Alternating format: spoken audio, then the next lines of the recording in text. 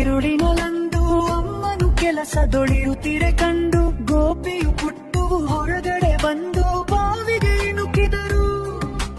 ಬಾವಿಲಿ ಚಂದ್ರನ ಬಿಂಬವ ಕಂಡು ಚಂದ್ರನು ಬಾವಿಗೆ ಬಿದ್ದನು ಎಂದು ಅಯ್ಯೋ ಪಾಪವೇ ಎನ್ನುತ್ತಲೊಂದು ಕೊಕ್ಕೆಯ ಹುಡುಕಿದರು.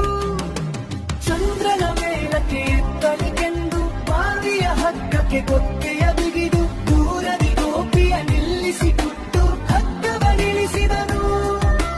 ಹಗ್ಗದ ಕೊಕ್ಕೆಯು ಕಲ್ಲಿಗೆ ಸಿಕ್ಕಿ ಪುಟ್ಟುವು ಚಂದ್ರನು ಸಿಕ್ಕೇ ಸಿಕ್ಕ ಎನ್ನುತ್ತ ತುಂಬಾ ಬಲದಿಂದಳೆಯೇ ಹಗ್ಗವು ತುಂಡಾಯ್ತು. ಎಳೆತದ ರಭಸಕ್ಕೆ ಪುಟ್ಟುವು ಬಿದ್ದ ಮೆಲ್ಲನೆ ಮನೆ ಕಡೆ